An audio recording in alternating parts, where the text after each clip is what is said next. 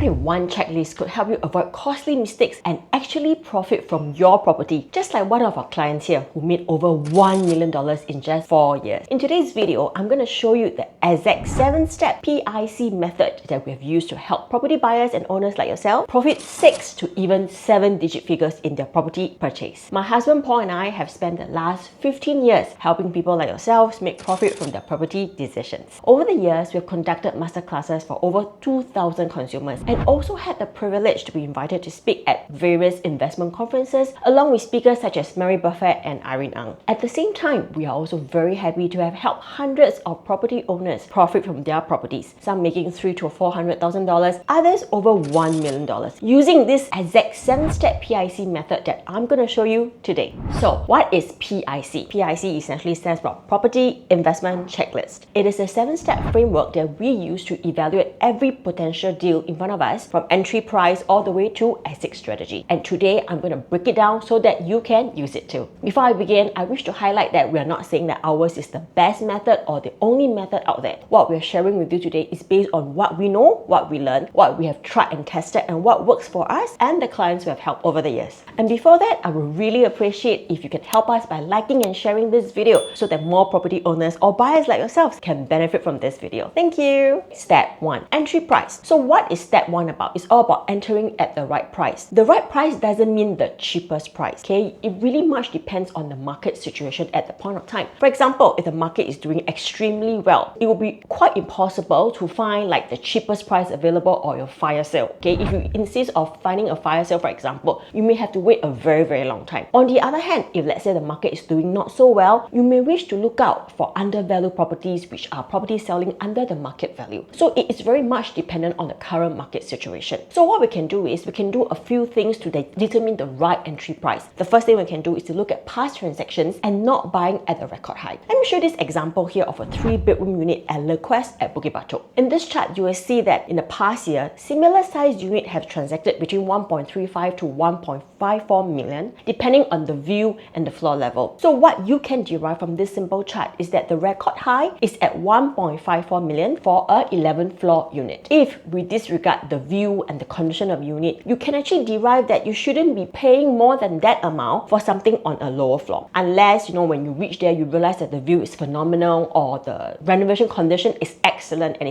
you can save a lot of money on renovation cost. So it really very much depends on the unit condition and the view as well. But based on this chart itself, you know that the highest record price is 1.54 and the lowest is at 1.35. So anything in between that range is considered a reasonable right entry price. The next concept I want to introduce to you under the entry price is what we call a base limit. Before you start Googling what's a base limit, let me just let you know first, there's no such thing as a base limit in the Google term. This is a term that Paul and I came up with based on what we know. So basically the base limit, we have the average new launch pricing that's launched in the different regions between the year 2017 all the way to 2025. This chart is obviously always updated as we go along. So there is a CCR, RCR, OCR as well as the executive condo. So with these guide prices in mind, it makes it a lot easier for you to see if you're overpaying for a new launch pricing. So let's take a look at an example here. OEE Twin Peaks, which is right at the back of Orchard Road. If you drive past that area, or if you pass by that area, you will see this two, magnificent looking development back there. And every time I drive past, I am still in awe because I feel that it is a very stunning looking piece of architecture over there. And it looks like a wonderful development, but a lot of property buyers there actually lost money. Why is that so? Let's take a look at the entry price, okay, back then. And if you look at based on the base limit chart itself, 2007 to 3000 PSF prices was actually a 2017-2018 price. But OUE Twin Peaks was launched way back in 2010. So that means that the people were buying at least 7 years ahead of them,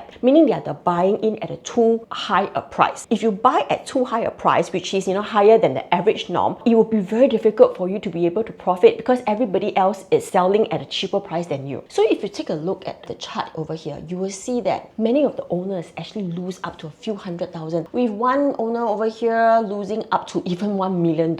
This is what happens when you buy too high a price tag, because you're already buying into the future prices and people are not ready to pay that kind of price at this point of time. You may have to wait longer in the future to be able to profit from that because you buy significantly higher than the rest of the development launching at that point of time. Let's look at a case study here. Let's meet Dia Dia and Kian. Dia and Kian is actually one of our clients and they're actually new citizens in Singapore. So if you take a look at the base limit chart, you will see that back in 2017, 2018, the CCR area average launch prices is actually between 2006 PSF to 3002 PSF. But then Martin Modern was launching around 2000 to 2004 PSF. A majority of the buyers actually buying, in that price range. That means that it's actually below the base limit, meaning that you're buying cheaper than the rest of the average of the new launch that's launching at that point of time in the CCR area. And obviously buying, below average means translating into profits. So let's take a look at how much profits some of these owners made. So if you take a look at the chart over here, even up to the highest $1.1 million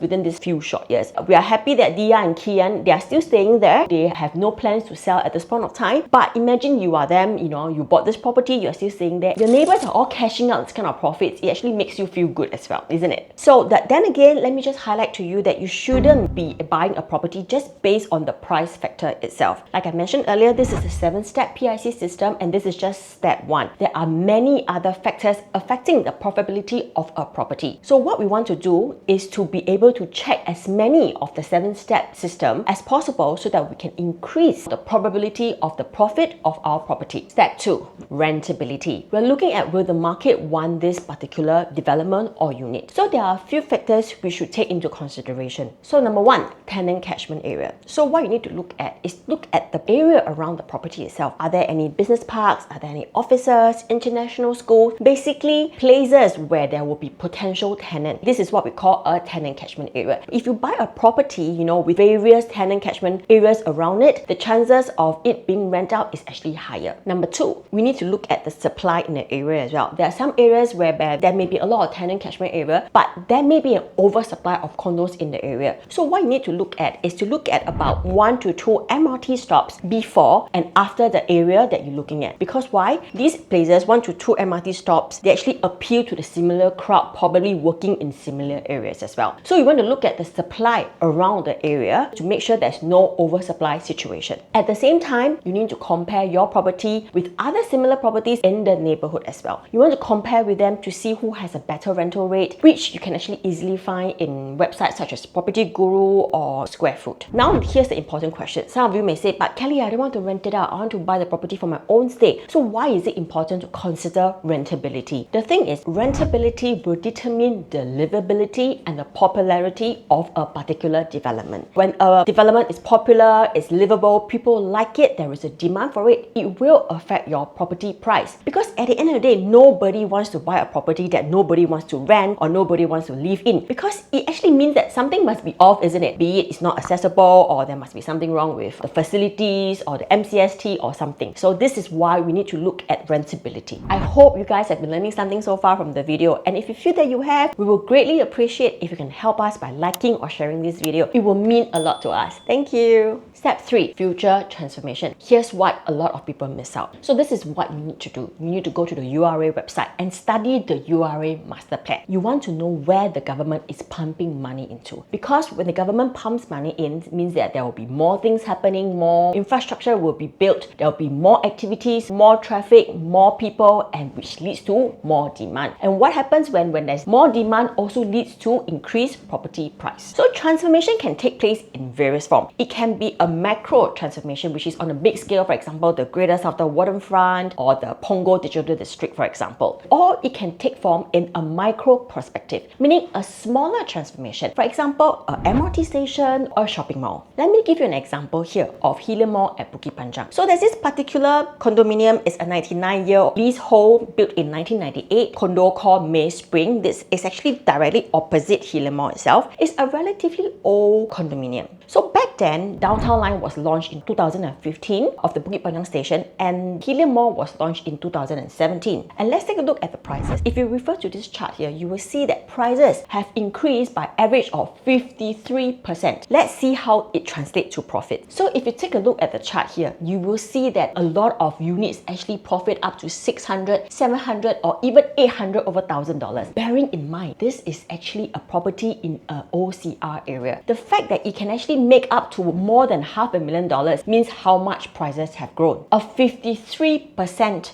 increase actually means that your 1 million property is probably now 1.53. Your 2 million property is now more than $3 million. That is how much prices have increased, just based on a simple micro transformation of the Hillian Mall and the downtown line. So here's the first 3 steps of our 7-step PIC method. Number 1, entry price. Number 2, rentability. And number 3, future transformation. And already we have seen how these factors can help increase the profitability from your property decision. In our next video, we'll cover the 4 more steps to assess the actual location itself, the development, and also the unit itself. If you do have any questions regarding our 7-step PIC method, or if you would like us to help you take a look at your current property or your upcoming purchase, you can always reach out to us at our number here. And before you leave, don't forget to like, share, and subscribe to our channel and turn on the notification bell for more videos like this. See you next time. Bye!